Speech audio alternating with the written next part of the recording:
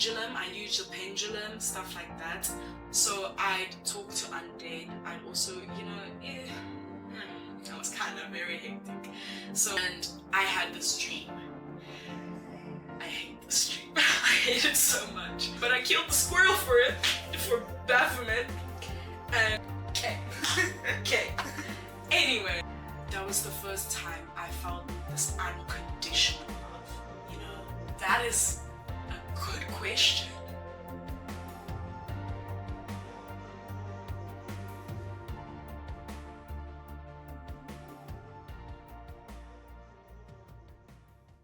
Yeah. Hello, I'm Lea van Der Merwe. I'm an actor/singer and a student at AFTA, a second year stage live performance student.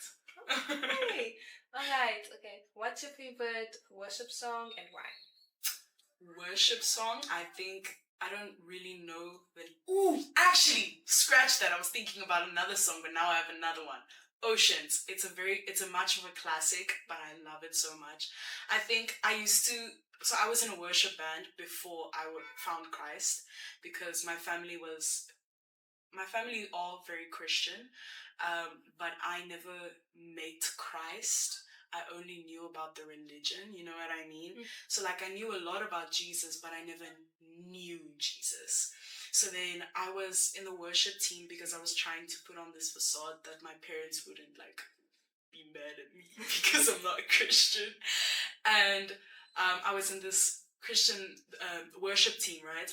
And then I think that was the first song that I ever sang, and it didn't feel or sit right with me, the fact that I was worshiping as a non-believer. And I went home, and that actually led to me feeling quite at the time I didn't know, but I felt convicted to stop being in the band until I found Christ, you know what I mean? And then it was also the first song I ever led as a Christian in a worship team. Wow. So Oceans. Wow. Okay, with that, share your story. Who is Lea? How did she grow up? How did she meet Christ? Okay, that is a very long story, so I hope you your seatbelts on. Okay. So I have to quite literally start at my birth. So I was born in 2005. I have a twin brother. And when he was born first, and he was born blue. So half of his body was, verlam. Yeah, verlam. And he couldn't breathe, and then they thought that I was maybe dead. So they scrambled to get me out. I was fine, but my brother was in and out of the hospital for plus minus a year or two. And my parents, being owners of a company, if they weren't at the job, they were with my brother in the hospital. So growing up, at least the first few years of my life, I didn't really grow up with my parents. I grew up with my sister, which was 5 years older than me, and then our cleaner, which growing up I didn't think much of it, but I can see in hindsight that must have had some impact on me.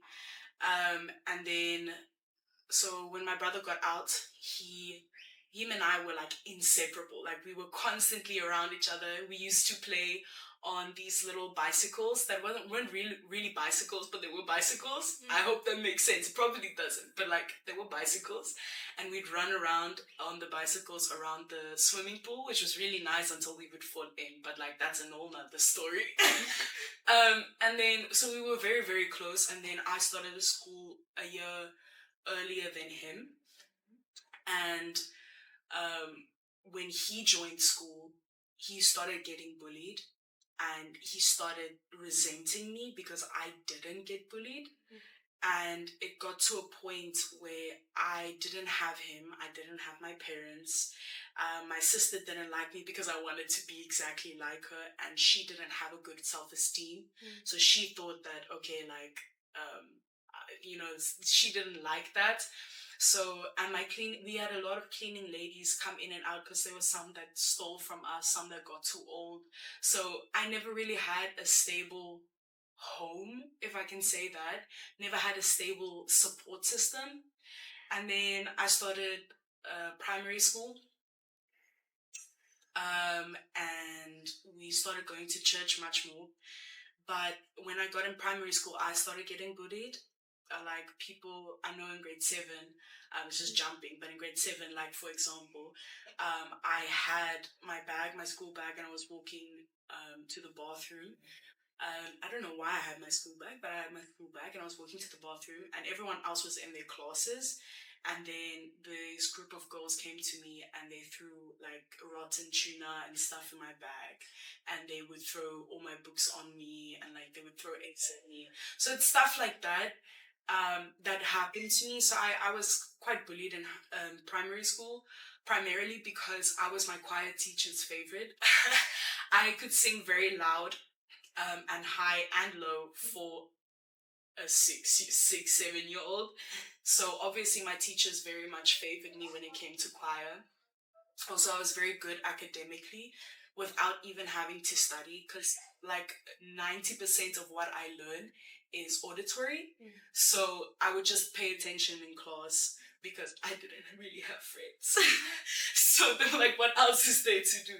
So I would pay attention in class and then I'd get good grades. And then the kids didn't like me for the fact, but also I never really made effort to have friends. And when I did, I made efforts with the wrong people in the sense that I would make efforts with the people that I knew was going to say no, in the hopes that they would say yes. Because in the primary school that I was a public school but bordering on private. And if you know anything about private, is that especially here from in the suburbs where I was, um, if you don't have mommy and daddy's money and you spend it on the latest thing and that, you kind of nobody. Like I remember, I don't have iPhones. I never had iPhones, and children would get the newest iPhone, and then they would ask you, "Did you get the new iPhone?" And when you said no, they wouldn't talk to you for a week. Like they had a game where they just ignore everyone until they would get that thing. So I was also in grade 4. I got into TCC, which is Tigerberg Children's Choir, which is like a professional choir. And there I kind of started lashing out in the sense that I would talk in practice. Like that was the only form of rebellion that I had, was because they wouldn't go to my mom and tell my mom. So because the lady that was the, not me saying pastor, the the conductor's wife had a soft spot for me. I think she kind of knew what was going on at home because my sister was in the choir before her and they were very close. So I think maybe my sister told her whatever. But she had a soft spot for me and would never go to my mom with these things. So she would rather sit down with me and talk to me and be like, hey, what's going on? Like, let's talk about it. And so she was the only kind of form of stability I felt. And then she died of cancer. And my grandmother, which was the only other person that I had, also died of cancer, more or less at the same time frame. So I really felt alone. And then, now I need to give backstory. Okay, so I had this friend. So I did singing lessons from grade 5-ish because I wanted to take singing more seriously because I really realized that I enjoyed it in choir and I always wanted to do solo singing. So I just decided to try it. And then I met this girl when we were doing a musical and she was super sweet. And I was like, I want to be friends with you. Like in grade 6, where you're like, you want to be friends with everybody. So I wanted to be friends with her, right?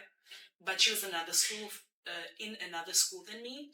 So I'm like, I got her Instagram and we would talk over Instagram. And then we realized that we had a mutual friend. And then in high school, she went to the same high school than me. So we became very, very close. We became best friends. But she had a very, very tough upbringing. And she would oftentimes do or say things that weren't necessarily true, but I didn't know they weren't true, to gain attention. She had a boyfriend and she'd oftentimes, I don't know if it was a lie or not, but I assume it's a lie, that she was pregnant with his child, and I had to pay for the abortion. And and growing up in a very conservative white Afrikaans family that's Christians, I can't just go to my mom, which I don't have a very strong relationship with, and go, oh, I need to buy abortion pills for my friend. You know, like, that's going to be very suspicious. And two, my parents are very against, same now, against abortion as well. So it was a very tough thing that I never knew what to do. So I would give her home remedies and stuff like that. Or I'd give her money to go buy it herself or something. And that's kind of, so my family has a history of a lot of mental health problems. So I think depression and anxiety is a main factor around the board. I don't think there's a single family member from both sides, and we're quite a big family, that doesn't have at least one mental illness, with depression or anxiety being the main one. Like, I had a family member with schizophrenia. I had a family member with paranoia. I had a family member with OCD. I had one with anxiety. You know, like, all across the board, you can mention a illness and they were probably there. You know what I mean? So I genuinely do feel like that's something that's kind of been brought down. And then around grade 7, my friend started really battling with depression, and she started cutting herself. And then in the middle of our exams season, every night she would try and kill herself. And her mom, and she would only listen to me, so her mom would call me in early hours, and if I didn't pick up, she'd have a suicide attempt. So it got to a point where I didn't sleep for months, because every time I thought that my friend was going to kill herself. And that whole thing caused me to kind of develop depression. But not only that, the year after, in grade 9, was COVID. And I'm a very, very extroverted person. Like, I can't be on my own for more than a week. And I didn't have a good relationship with my parents. So I would lock myself away in my room for hours and hours until my parents would force me to come out. And I didn't like my family, so I didn't mingle with them. And months being on my own, I developed depression and severe social anxiety, to the point where, like, my mom would want to take me to the shops, because she'd say that I'm not out enough. She'd take me to the shops, and I would have a panic attack upon hearing that I'm going with her, entering the car, exiting the car, and then also another one in the shop because I'm talking to someone, you know what I mean? Or someone can see me. Then my sister convinced my mom to take me to a therapist. So just when COVID kind of died down, I started seeing a therapist. And shame, it was so bad the first time, because I genuinely couldn't speak to her without my back being towards her. So the first month or so, when we would have therapy sessions every week, I'd have to sit with my back towards her and speak. Still teary-eyed, because that was terrifying, because my mom's basically paying her to judge me on my condition, to figure out a way to help me. But I would stay stuck on the fact that she's there to judge me. You know what I mean? Which is a very, very bad way of thinking about therapy. I think therapy helped me a lot. It helped me through the death of a lot of people. And it helped me get away. Like, I don't have social anxiety anymore. My depression's much better, but that's besides the point. So yeah, I started seeing a therapist. I cut off that friend because I realized that they were just being very, very toxic towards me. But my depression and my anxiety started getting worse. And because I was doing very bad at school because of everything happening. And then I also had that thing in grade 9, you had to choose your subjects that you were going to take in grade 10, which ultimately says what you can go study after school. And I didn't know what the hell I wanted to do. So I was like, I can't take half of the subjects that I like because of my marks were too low. And I have no idea what I want to do in the future, so I don't even know what to choose. So that stress was also there. And then I would have a lot of depressive episodes where this is very gross, but it's real. For weeks, I wouldn't shower. I wouldn't be able to brush my teeth. I wouldn't be able to wash my face. I wouldn't be able to get out of bed some days. Like, I would physically be so exhausted. Like, every day I remember I'd have a certain amount of energy almost.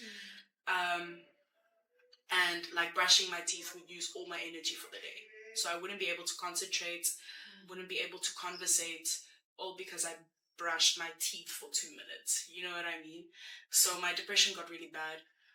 My anxiety would have moments of flaring up in general, not just my social anxiety, but anxiety in general. Like, I'd have moments where I'd just randomly start freaking out.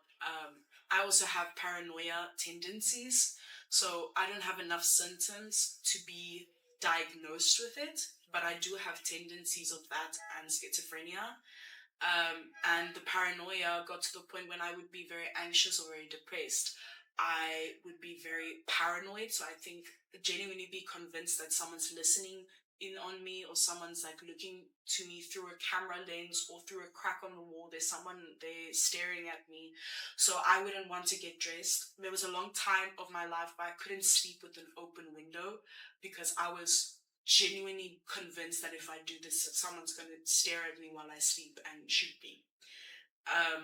And I also would get, in my episodes, I would get schizophrenic hallucinations. So I'd hear someone call out my name, or someone crying, or someone screaming in my ear, stuff like that. So all around the board, I was kind of in a very low point in my life. And then I also started dabbling in homosexuality. So I didn't, not that I had attraction towards them, it's just I wanted to feel something. I also started drinking, and then I would smoke, I would do weed, I genuinely started doing that on a regular basis because I wanted to feel something.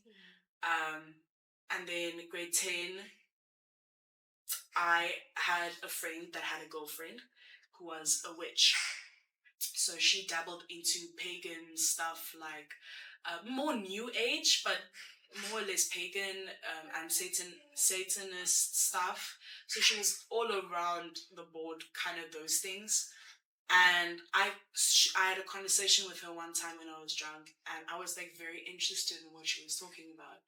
And then I don't know what prompted me, but I asked her, "Hey, can you teach me some things, just purely out of I just want to know, I'm curious."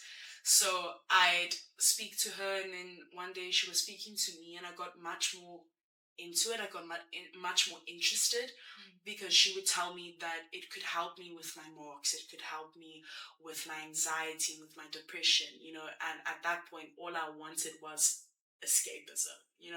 I just wanted to be able to feel something other than anxiety or pure agony. You know what I mean? So I was like, okay, yes, yes, please. So I started dabbling into paganism, Satanism, and New Age. But just umbrella term, I'm gonna say witchcraft. So I'd a lot with crystals. So I take crystals and I do rituals with it, by charging in moon water, or by using incense, or by using crystals. I'd do, I can't remember what it's called, but you kind of, pendulum, I use a pendulum, stuff like that. So I'd talk to undead. I'd also, that was kind of very hectic. So I'd do that a lot, to do readings for people. I did tarot readings with my friends' cards and with my own. So you can do tarot readings with playing cards. So I did that. And it never helped my mental health. It kind of made it worse, because there was this one time when I went to bed. It was 7. At that point, I would go to bed at 2 a.m. So it was around 7 p.m. And at that point, I would go to sleep at early hours, right? And I would sleep for 11, 12 hours, which, by the way, if you do that, that's not a good thing. Anyway, so I would sleep, so I wasn't tired, but at that point, I just got this wave of like pure, I was so tired. I couldn't keep my eyes open, and I think I was working or something, and I was just like, nah, I need to take a nap, right? So I went to bed, and I had this dream. I hate this dream. I hate it so much. But I lived an entire life in this dream. As in, I can recall memories of this dream, having a child, graduating, getting a job, getting multiple jobs, getting rejected from jobs, seeing my parents die, you know, and I was about 50, 60, and I was in a place like New York, but I was in New York. Wow. And then something just clicked, and I was like, oh, this isn't real. And then I heard this like agonizing scream to the point where I felt like my eardrums were gonna burst, and I woke up. And then I lived another life, full with memories, full with people that I met, stuff like that. And then I was in the street, very busy street, almost like Main Street, but not. I don't know if that makes sense. And it was a very, very busy street. There were taxis, there were people running around, you know, and I was walking, and then I looked to my right to the busy street, and I saw these three girls holding hands in the middle of the street, you know, and it was a very busy street. So I was like, they're gonna get hit, and nobody was batting an eye. So I was screaming at them to come, you know, because they're gonna get hit. And then they turned towards me, and a car drove through them and not hitting them. And I was like, oh, this is a dream. And then when I said like, oh, this is a dream, everything changed. I don't know how to describe it. It was so terrifying. They kind of like, their faces distorted, and they like, you know, in those typical movies when there's a jump scare where like the thing is like far, and then next second they're like right there. That's what happened. And they were screaming in my ear. And I don't know what they were saying, but they were saying words, and they were screaming in my ear. And then I woke up, and that was a cycle that happened over and over and over and over again. And there was this one point where I would wake up, and I'd cry. Like, that's all I would do. I would sob, because it felt like I was stuck in this loop, because I kept reliving this thing, and it was like so terrifying. Every time I would have such a good day, or I'd realize that it's like my marriage, you know, it's my wedding day, and then next moment I realized this is actually not real. And then if all the stories as it went along the life itself got shorter, the lifespan, and the quality of it got worse. So like in the beginning, it was just a normal life. You know, I had a successful job, I had a family, I had children. By the end, like I would have failed marriages. I would have 0 friends. I'd die alone. I'd be homeless. You know, like all of these things. I'd be drug addicted, you know, alcohol addicted. You know, it like my quality and the lifespan got shorter and shorter. And every time it would end the same. There'd be something, and I'd realize, oh, this isn't real. And something would scream in my ear for what felt like hours, and I'd wake up, right? And this one time I woke up and was in my bed again, and I started bawling. I started bawling my eyes out. I was weeping, and it was like storming outside, and I was like weeping, and I heard someone knock at my door, and I was like, ish. This is probably another dream, right? I opened the door. There was this very, very tall man. I called him Slender Man, because it's not really Slender Man, but it was this really, really tall black figure with a top hat. And I started falling to my knees, and I wept. The significance of this tall man, he's the only ever visual hallucination I ever experienced in my life. And I would often see him when I'm very anxious and very depressed, and in a very high stakes situation, or what felt like a high stakes situation to me. and I would see him from far, and every time he would take a step closer, my anxiety and stuff would get worse. So seeing him in my dream right in front of me, I was like, it's over. I was like, it's this child. And I fell to my knees and I was weeping because I thought it was my cat, that maybe wanted to come in. It knocked, but I thought it was my cat. And then it was this thing. And it held its hand out to me. And when I took it, I woke up.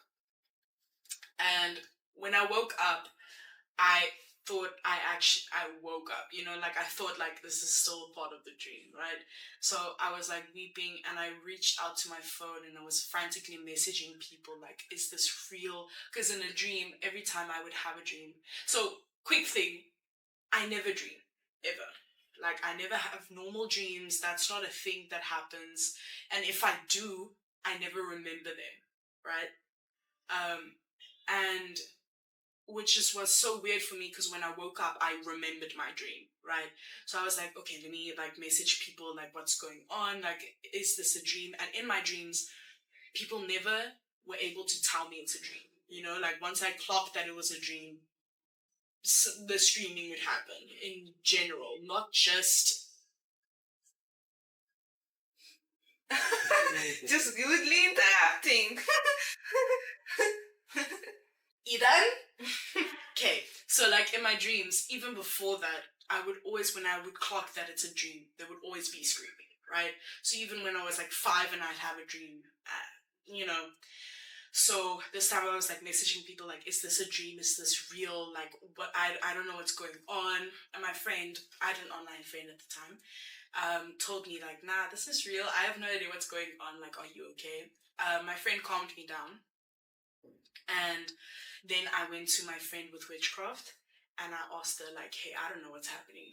Because when I woke up, I felt 10 times heavier. My depression felt worse. My anxiety felt worse, especially my anxiety because I just woke up and I didn't think I was actually awake. And I was I don't know what's going on. Can you help me? I went to my friend the next day, and in break she did a tarot reading for me. So a tarot reading, I don't know really how to describe that, but in simple terms, it's a way of communicating with the spirits. So you would shuffle through the cards, and the cards that come out is what the spirits chose to communicate a certain message to you. And she did that for me. And throughout a very long process, we came to the conclusion that there were a few spirits attached to me, and they were kind of feeding off of my life source, you know what I mean? And there was this one very big one that wouldn't leave me. The others would come and go, but that one was just always there, right? And I was very confused, and I was kind of thinking it was cool because I was I have a spirit attached to me. In hindsight, I can see that that's a 16-year-old mind. Because what? What normal sane person would be yeah, that's so cool. There's a demon kind of attached to me right now. I don't know how that's cool, but apparently I thought that was cool. So I named it the Top Hat Man because she saw in her mind that it was a long black with and a that top was hat. good. Yeah. So I was oh, cool, it's my hallucination guy, Top Hat, Slender Man. So I named it Slender Man and Top Hat Guy. And I I started communicating with this through doing pendulum or tarot readings, stuff like that. And I started having dreams more frequently, but I would always conveniently forget them the moment I want to message someone, right? And I was that's weird, but maybe I'm fixed, because I was never been able to dream. So I was oh, maybe I'm fixed, maybe I just get normal dreams now. So there was this one night where we were watching a show with some of my friends that just came out, and I remember seeing a hallucination of mine that wasn't a hallucination I ever had in real life, but only one I had in that dream that I told you about. So I was oh, it's a dream, it's a dream. Like, I'm living an entire life in my dream again. So I started freaking out. I started sobbing. I was like, there's a hallucination right there. Like, guys, there's literally a girl right there. Don't tell me there's not a girl, right? So I started freaking out. And I think it was that night or round about that time, I had another dream. In hindsight, this has to be God. This has to be God because it was a warning. At the time, I didn't know what it was, right? So I was on vacation with my family, and we were in this hill. So I don't know if you've ever seen, I think it's rice in Bali. There's a lot of hills where they plant, I think, rice. So it's like ricelands, which is very hilly, and there's like a lot of water. It's wet, and we were kind of on the top of one of those hills on a very big house. And me being me, I was like, I'm getting the best room. So I ran inside and I was like looking for the best room. And then I saw this really long corridor that kind of led into blackness. And me being intrigued, I walked into it, and I just kept walking, and it got darker and darker to the point where when I looked back, I couldn't see behind me. So I just kept walking the direction I was walking, and then there was a room. I can't remember if it was a red room or if it was just a normal lighted room, but it was a room. And I walked towards the room, and it felt like the room was getting farther but yet closer. You know those illusions they have in movies where it goes farther and closer? And I was like, and eventually I got to the room, and there was this half goat, half man figure. So it was from here down. It was here, it was a woman, and then everything down was a man, and then it had a goat's head, right? I was very confused. I was like, but who the hell are you? Like, I'm like, you're not supposed to be here. And it told me to go to the maze. And I was like, why the hell should I go to the maze? And it's like, just go to the maze. I'm like, I don't even, where's the maze? Like, can you give me more instructions? And it was like, nah, go to the maze. And I'm like, nah. So I turned around, and then the door was leading straight into, like, the hallway was gone. It was leading straight into the place. And when I turned back around to the goat thing, it was gone, right? I was like, okay, I'll go to the maze, I guess. So I walked out, and when I walked out of the house, my family was gone. The car was still there. Everything, as they were taking it out, was still there, but just deserted on the floor. And so they would like thunder, and it was a storm, and it was red, like the sky itself was red. And the riceland, so I was still on a hill, but down, when I was looking into the riceland, it wasn't a riceland, it was a maze. And I was like, that's the maze, I guess. So I was walking towards the maze, and I entered the maze. And actually, sorry, the sky wasn't red yet. As I entered the maze, the sky turned red, and the entrance to the maze kind of got blocked. And like the trees, it looked like a normal hedge. The maze was made out of normal hedge. Those pretty like nice shape, looks like it's soft and you can like eat it and it would be a very nice texture. It was like that, and then the moment I got into the maze, it closed behind me, and it became thorns, and it became like very close to me, so it was claustrophobic, it was thorny, it was high, so I couldn't even climb over it. It was like, I knew there was roots under my feet, so I knew that even if I wanted to, I couldn't like dig under. And the sky started turning red, and there was thunder, and there was lightning, and I was very terrified. So I started kind of like speed walking, running throughout the maze, and I was like, what the hell's happening? And then I was running, and somehow I knew something was chasing me. So I started running, and I started running, and I started running to a point where it felt like I was running for ages. And I got to a bathroom, which is the bathroom of my friend. So I had this one friend that we would always go to when we would get drunk. And it was her bathroom where I would get drunk the most. Like, I would always, for some reason, when I was drunk, I'd always be in that bathroom, right? So I got to that bathroom, and I was like, this is my safe haven, right? So I ran in, It was nothing chasing me, but it was still chasing me. So like it was something still chasing me, but it couldn't get to me. And I was like, oh, I'm safe, you know? And as I was sitting there, I didn't feel safe. You know, I felt so much worse. And I felt like I trapped myself, you know? It felt like there was no escape. I was stuck in a small confined space with no food. The water, when I turned the tap, it would be red liquid. So like, and very, it was a very weird texture. I don't even know how to explain it. Slimy, but thick, but thin. I feel like that doesn't make sense, but like that. So there was no food, there was no water, there was no comfortable seating arrangements. You know, like it was, and I knew the moment I would step outside of the bathroom, the thing would catch me and I'd die. So I was like, I don't know what's going on. I don't know what to do. I feel genuinely trapped. And I didn't know what was going on. So when I woke up, you know, I was talking to my friend about it, and she mentioned, oh, that creature that you were talking about that told you to go into the maze is Baphomet. And if you don't know, Baphomet, okay, before I get there, was Baphomet, right? And I was like, who the heck is Baphomet, you know? So I went to do research on my own. And a lot of resources said that it was another name for Satan. But through like countries, you know, spreading the gospel and language barriers, it kind of like people heard it differently, and it started getting shaped into Baphomet, right? So it's like Beelzebub and all this. It's just another name for the devil, you know, Satan.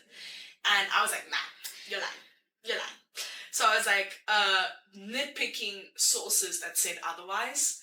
I don't even know why I did that, but I was nitpicking sources that said otherwise, that said it was a deity of its own. So it was a deity that's some form of paganism and Satanism worshipped. Where, so it's depicted in, I think, a pose where it's like this, and it has its fingers like this, right? And it symbolizes, very vaguely, it symbolizes as so below, so above, something along those lines, right? And it basically meant this was the god of balance. So when something bad would happen, something good would, he would make something good happen so it can balance out. When something good happens, something bad would happen to balance it out, right? And I was like, oh, that's so cool, but I'm in a very Christian family. I don't know why you want me in the maze. Completely forgetting the fact that at the end of the dream, I felt trapped and I didn't know where to go. And I started secretly worshipping it. And one of, I don't want to say commandments, but like almost along those lines, like if you know the 10 Commandments, it's basically an overall thing of things that you needed to follow. And it almost had something similar. And one of the last things was to do a sacrifice of some sort, of an animal or something. And I remember at my friend, I slept over for a weekend, and then I kind of killed the squirrel. I blessed that squirrel's soul. I'm so sorry. I cried hours after that because I was like, how the hell did I just kill the squirrel? But I killed the squirrel for Baphomet. And I did this whole like thingamajiggy, this ritual. And, you know, I was very deep in that. And I did paganism, New Age stuff as well at the same time. This is around about grade 11, grade 12. And then I started doing a lot of research on Baphomet, and it kind of didn't sit right with me, but I was still doing it. And then my relationship with my father became very, very strained. I don't think there was ever a real reason behind it, other than I just didn't want a relationship with him. Didn't know why. I just didn't want to be around him. And you know, through that, my relationship with everyone in my family kind of got worse. And so, like, this is now early matric. My depression got worse, my anxiety got worse. By that time, I already started taking medication for both. Sorry. And there was this point where I wanted to kill myself. Like, I had genuine thoughts of killing myself, but I could never go through with it. And, you know, everything got so bad. And then one night, there was a storm outside, and I hated storms. Hated it so much. Storms, like thunderstorms in particular, would freak me out. And it was a very bad one. Everyone was asleep. It was like 2 a.m., you know, and I started having a depressive and an anxiety episode type thing. I had auditory and visual hallucinations. There was this thing that was crawled up. I don't even know how to describe it. It was black, it was red. It looked, you're the only way I can describe it, as demonic, you know? And it was kind of like crammed in the corner of my room, and it was staring daggers at me. And the longer it stared at me, the worse my depression, the worse my anxiety, the worse my paranoia, the worse my hallucinations got. Like, I started hearing those screaming, and I got so scared. And I think that was a Sunday as well. And I remembered at our church that day, they were speaking about fear and anxiety and how God can deliver you from it. And obviously I didn't care. I was busy like watching a video on my phone, but conveniently, that was the one thing I heard. And I was like, you know, shot in the dark. Jesus, if you're real, please take this away from me, you know, relating to anything and everything that happened. Immediately, the storms died down. It was just soft patter of rain, which is my favorite weather. The demon thing disappeared. The screaming stopped. The paranoia stopped. The anxiety and depression was gone. I felt bonatuurlijke peace. You know, this peace that transcended all understanding. Because this was the first time in my entire life, at that point I'm like 17, in my entire life, that my mind was silent and I felt at ease, you know? And I sat there with tears streaming down my face. I was like, I don't know what's going on, right? Because throughout my parents are human, but I saw them being human as being hypocritical, as they would preach to be perfect, basically. And they would reprimand me when I would do something that was wrong according to Christianity. And I'd see that as hypocritical, because then they turn around and do the exact same thing, right? And when I tell them, like, hey, you're just doing the exact thing you told me 5 minutes not to do, and then they'd use that excuse of, I'm older than you, I know better. You know what I mean? And I would be like, okay, so if you're preaching, if you're telling me not to do something with physical reprimanding, without explaining to me why, and just using Christianity as like a backbone for that, I kind of started hating Christianity. And so coming from that background, I was like, has to be a coincidence, you know? Even though my anxiety and everything that I felt for years, you know, it has to be a coincidence, right? So I went to school, I went on, you know, the rest of the year, I went on doing my witchcraft. But then, you know, I was still in the worship team, but it started feeling wrong and sitting wrong with me, so I stopped being in the worship team. I would stop bringing my headphones to church, you know, just genuinely interested in what was going on.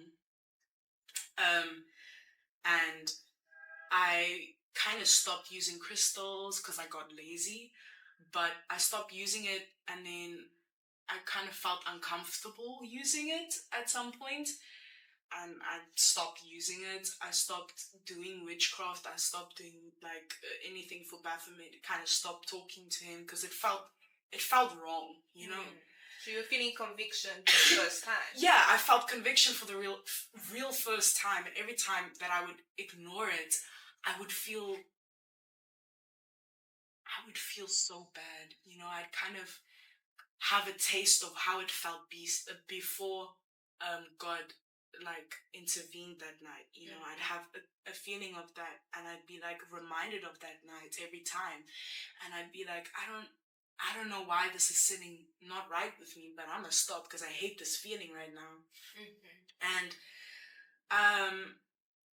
then I was like, I kind of do like the Christian like morals, like it's kind of sitting right with me. So I was like, I'm Christian, but I was very, very lukewarm, right? Because I was still drinking, I was still smoking, I was still vaping, I was still getting high. But because it was now just matric vacation, so I went away with my friends, bought myself 2 vodka bottles, you know, and I was thinking of drinking I was thinking of siping, like genuinely 8 in the morning sip. Not even a coffee, just alcohol, you know? I was the whole point of that matric vacation was to get wasted. I don't even think I finished half a bottle, because every time I would drink some, I'd feel gross inside, and it wouldn't taste as nice as it usually did. So I'd give it to my friend, and then later I'd be like, oh, it's maybe just because I ate something wrong. And then I'd make myself another glass, and I wouldn't sit right, you know. So I kept getting convicted to the point I sold the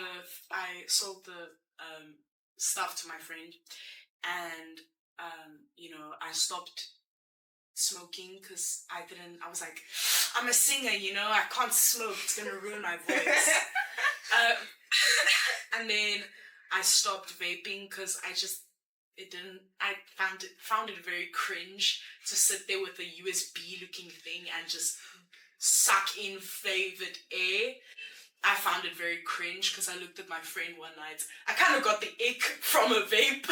I sat there and I was looking at my friend vaping, and I was like, that's kind of gross. Like, I don't, and she was sharing the vape with everyone. I was like, that's kind of unhygienic and gross. I'm gonna stop, you know?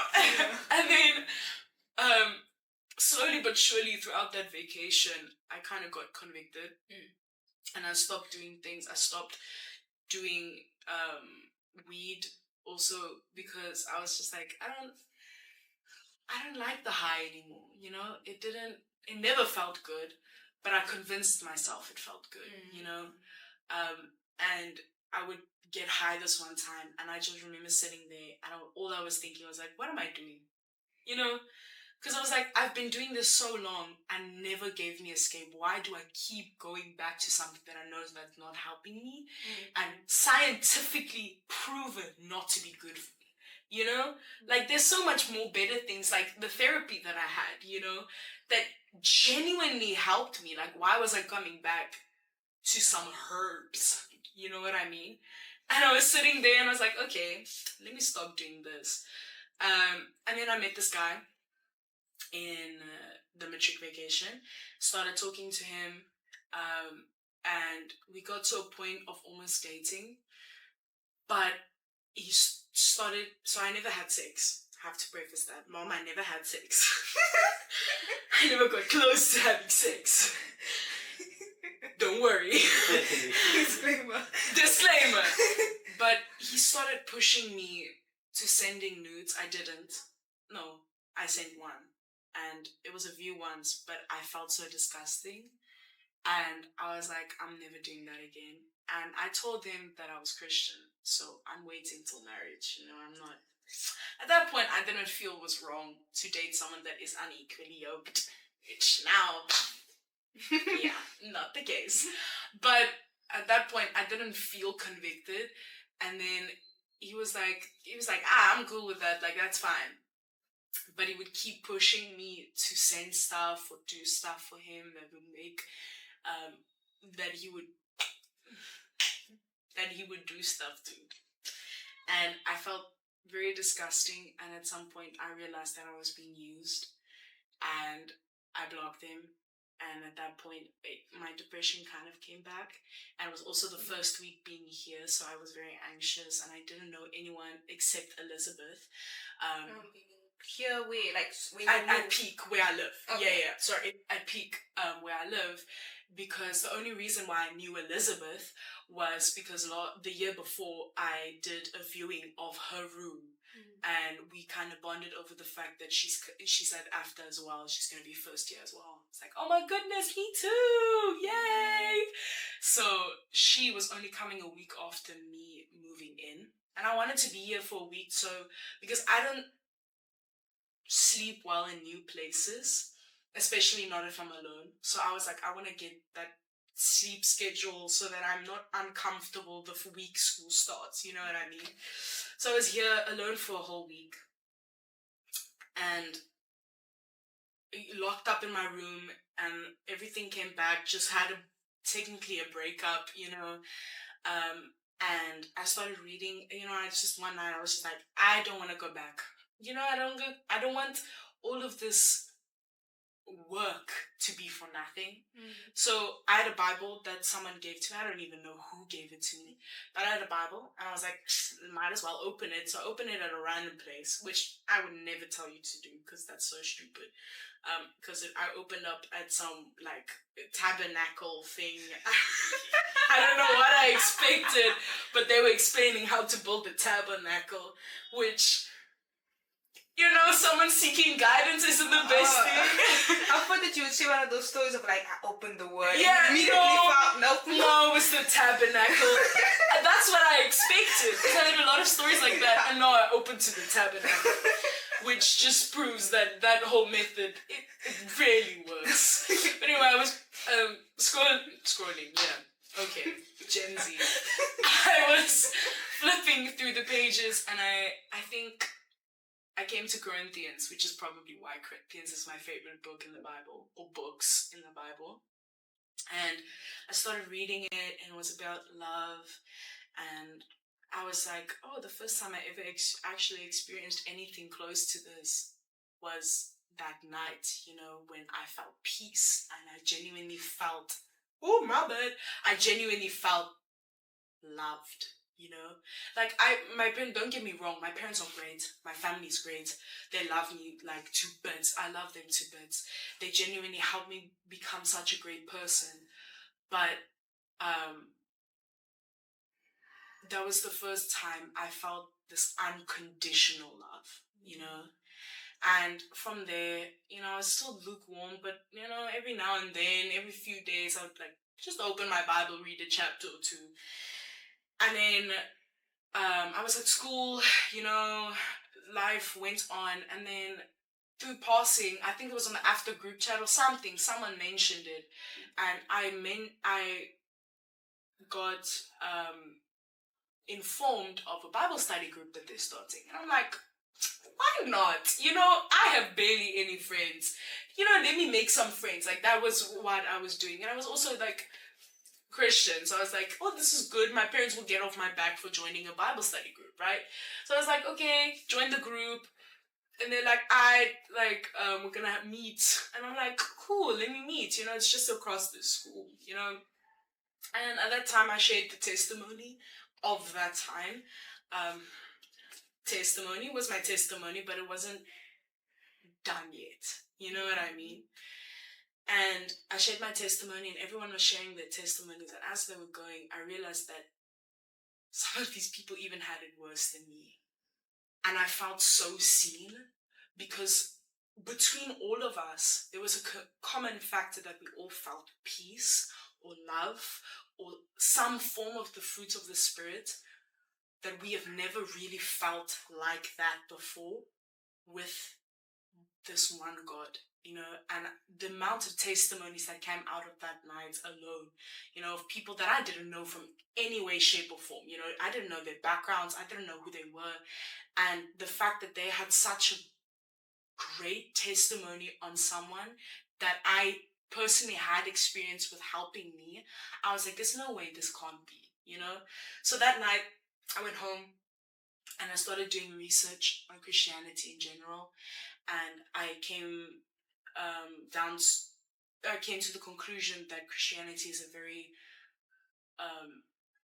accurate, historically accurate, but not only that, like it's a very accurate it's a very accurate book. So how is the Bible not real? You know what I mean? Like how is what it says not true when what it says is what I was taught through therapy, is what literal scholars, let alone biblical or not, scholars proved that. And I'm sorry, it actually angers me till this day.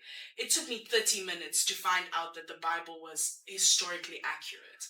And then there's people like, the Bible isn't historically accurate. Do you know how to use Google? Do you know how to use Google and read articles?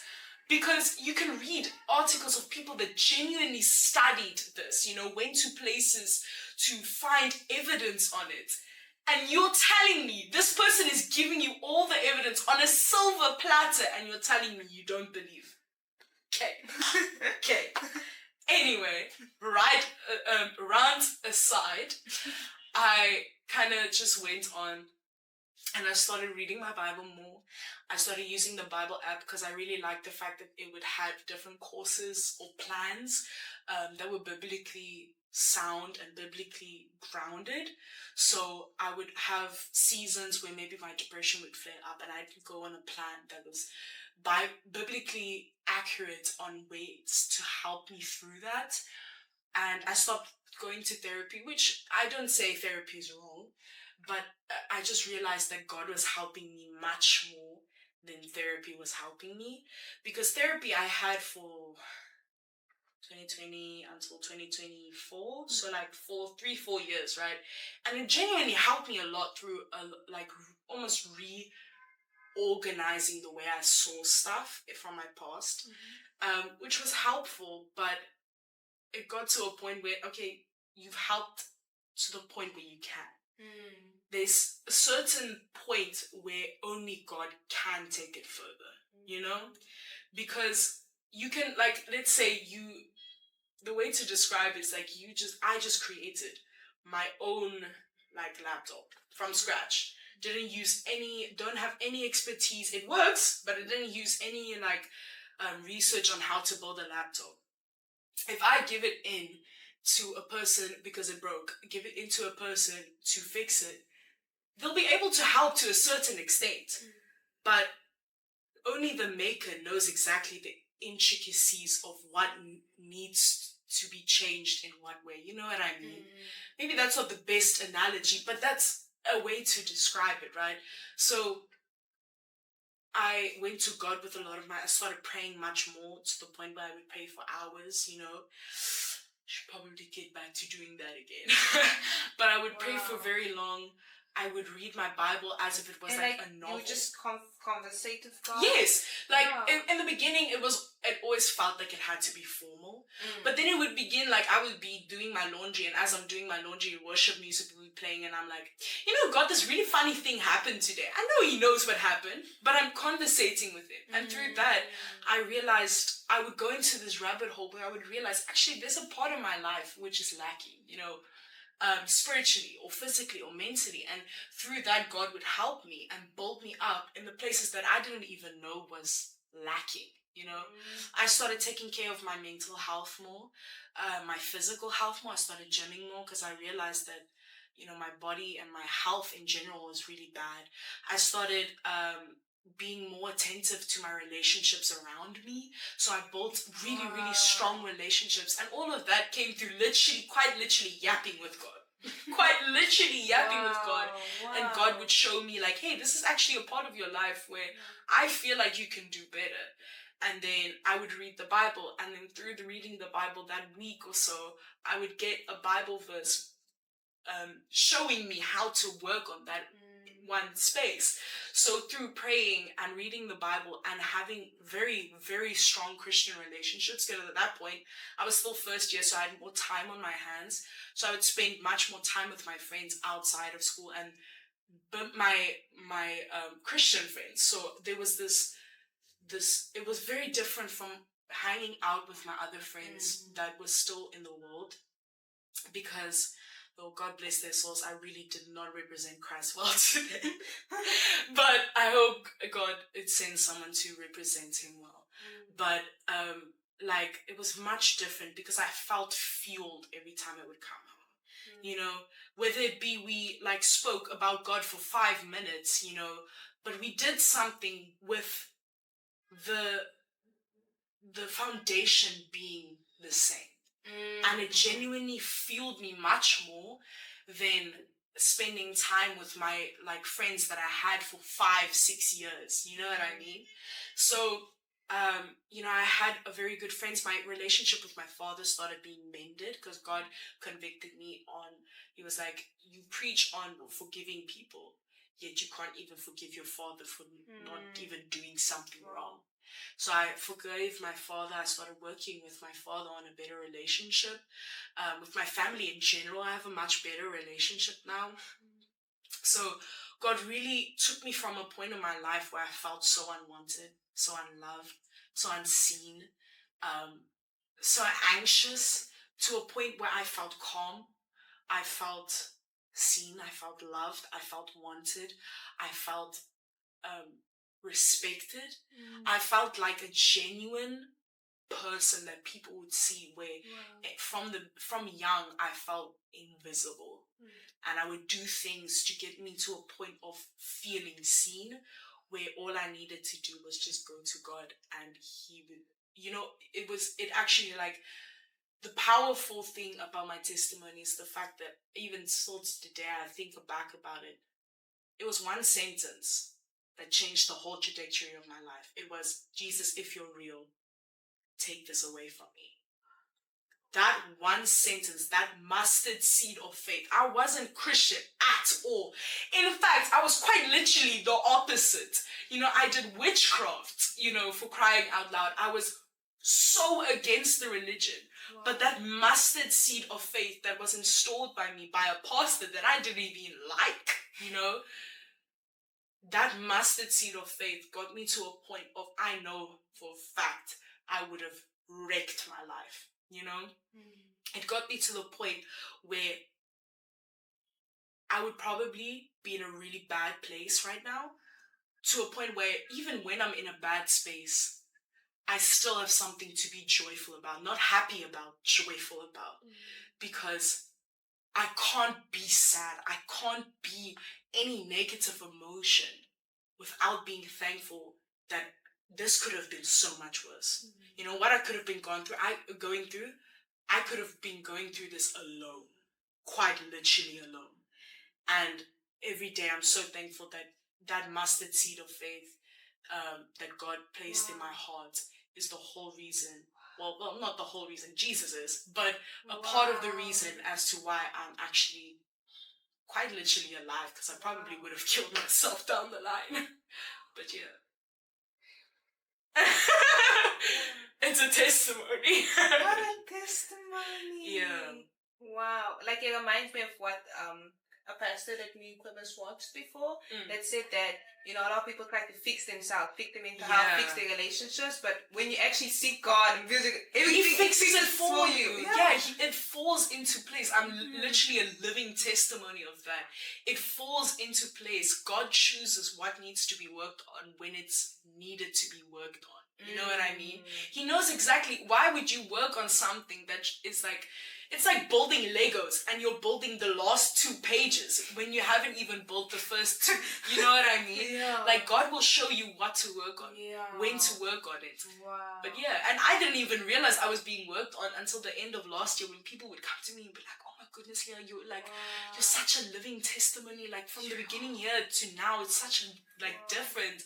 I never even realized the amount of work that God did in me. I knew I was in a pruning season, but I didn't know how fast the fruits would start to show. Wow. But yeah. Wow. Okay. You've mentioned you used to do choir, singing. I'm guessing you're a theatre kid. Yes, hundreds. Oh, I loved theatre. What fueled that desire for the arts? Like, what made you be like, okay, I want to be a singer? Yeah. So I think in part because I felt so unseen. In choir, I was seen. You know, my choir teachers loved me because I was quiet. For one, I didn't make noise. I did my work when I was told to, and I did it well because I was gifted with a good voice, right? So, I was oftentimes used for like solos, not really a lot of solos, but I would be used a lot in the choir. So I felt seen in the choir, and that parted that with my sister being a very big idol for some point of my life. I wanted to be just like her. So she started singing like private lessons for solos, and I was like, I want to do that. Like, I enjoy singing. I feel seen when I'm singing. You know, what's the harm? You know, and I started singing, and then my teacher started building my voice, you know, started building my confidence, raked my voice and gave me nodules. I don't know if you know what that is. Yeah, so it's like the vocal cords that rub against each other for the sound to come out to the point where it would get bumps on it, and if it like bursted, I would never be able to sing again. So it got to a point where she pushed my voice and never taught me how to take care of my voice well. And I never knew it was her until my mom did some research and was like, no, a lot of people stopped singing with her purely because of the fact she never taught them how to sing correctly. So in high school, I took music as well because I did well in music. So why wouldn't I take music, you know? And then I had this amazing teacher that actually introduced me to AFTA.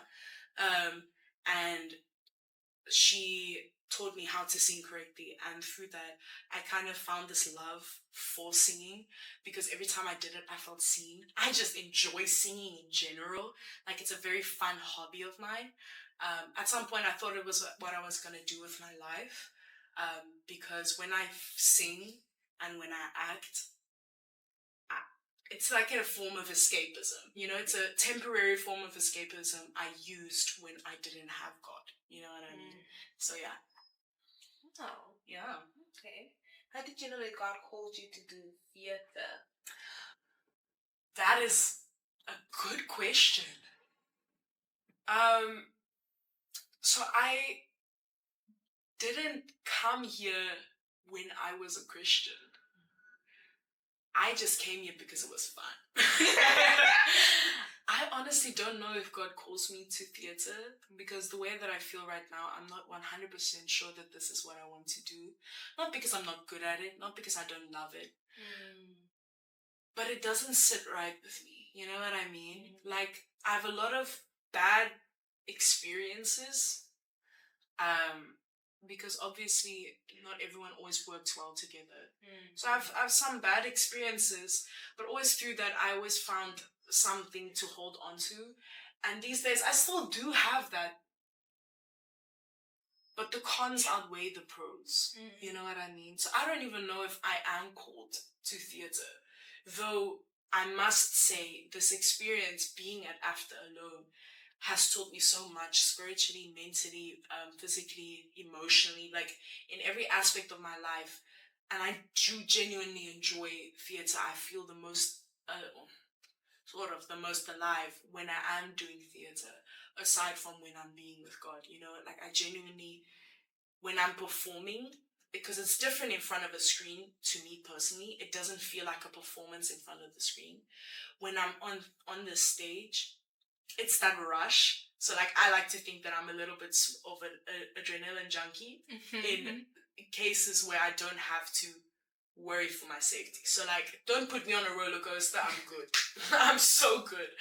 But I love that adrenaline rush I get when I'm on that stage doing something that I've been practicing and rehearsing, you know, doing something that I know I'm good at, that I love. You know, it's like, it's this really nice experience, and the gratification that you get afterwards, honestly, I mean, it's quite nice. But I don't think that, like, after my most recent performance, I loved it, but it didn't fulfill me. But I also think it's partly because I've made it an idol, that specifically, I've made people an idol and what people think of me an idol. And when I felt like I was in the spotlight, I felt like that gratification, that praise wasn't for me, and which of course, at some point it was, but that shouldn't be why I enjoy it, you know. So I realized that the whole reason behind me being a theatre major is kind of based on wrong reasons.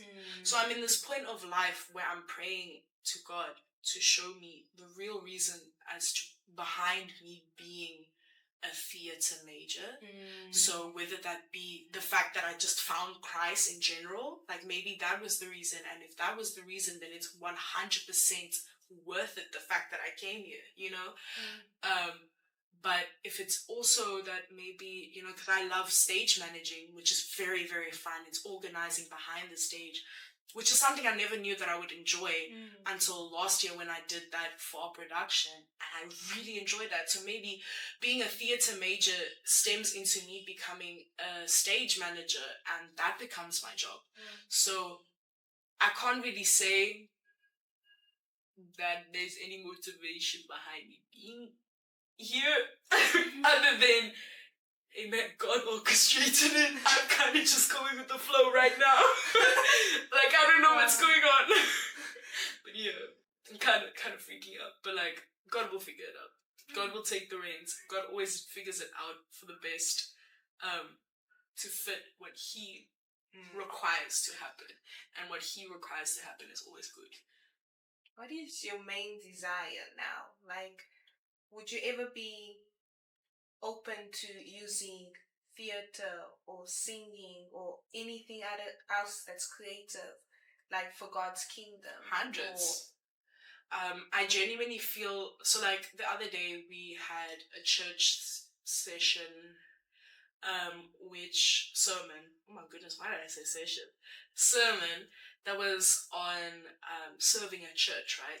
I think it was a few months ago, but regardless, about that, and I realized that I wasn't really serving at church, and I felt called to serve at church, and I was going through all the different things that you can serve at a church with, and I realized that singing was such, like, I love praising God, I love worshiping God. It's the place where I feel the most, like, the best way that I can show God my gratitude or show God or praise God in general is through singing.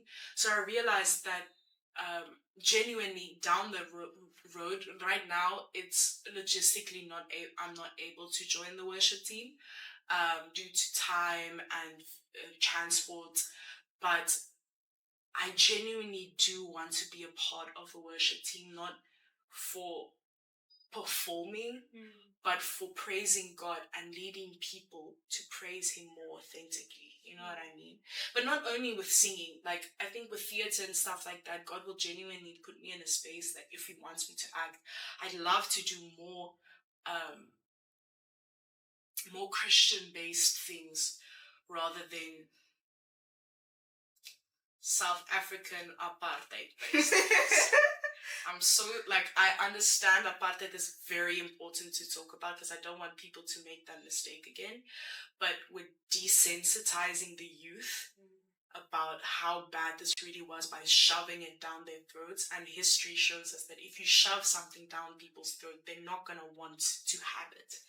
And the fact that people are shoving this down the youth's throat, they don't care about this anymore. Like, I talked to a friend of mine, and I was saying how in third year we're probably going to do an apartheid play, right?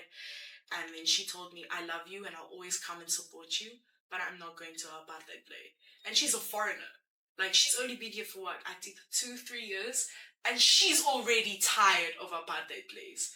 You know, I'm just tired of playing a racist character, if I'm being so honest. I'm done. I don't want to be another racist. I remember that. Like, I always, and I play them well, which is the worst part. You're just too good. Like I hate it. There was this, I remember last year I played a racist cop, right? Not cop, guard, right? At Robben Island. And the amount of people that genuinely started disliking me because I was playing a character that was racist. I didn't say a slur or anything because that goes against my morals. But, like, people genuinely started disliking me as a person because I played a racist character that was required for our marks. I would never choose to play that character. And the only reason why I played the character is because someone had to. So now I'm like, also, mind you, you're at a film school. Of course someone's going to play a racist character somewhere. So you genuinely think I'm racist now? Because I'm playing a racist character for my marks? Genuinely goes above me. But yeah, I'm so done with playing, like, stories that can so easily be fixed if people just turn to Christ. You know what I mean? And I'd love to do theatre productions that are based on biblical stories or testimonies, you know, like, because you don't see that often. And I feel like when it is done, it's, in my experience, usually not done well. So I want a group of professionals to actually just lock in for a second and create a biblically accurate production. That, because like with Chosen, really well done series, which I feel is very accurate, you know, as well. So I genuinely, like, if someone could do that for theatre, it was just, you like, feel I love it. at peace. Exactly. Even if I'm not a part of it, I'd come and support it every time because it's something that I feel lacks in our creative economy in general. I feel like in our industry, there's a lot of secular things, which, do what you must, but there's so many Christians that are afraid of stepping into those spaces and stepping into those spaces, keeping God above, you know, and not letting the money or the fame or the stress even get to them and making those their idols. So I feel it's so important for us to not only through that, but through a creative lens, show God. Because there's so many testimonies I've heard of God genuinely changing people's lives through a show, like The Chosen as well. Like, I think there's multiple testimonies that maybe came through that, or people's relationships with God getting stronger through that. So if we can do it on film, then why can't we do it in person? You know what I mean? But yeah. Exactly. Wow, it's beautiful.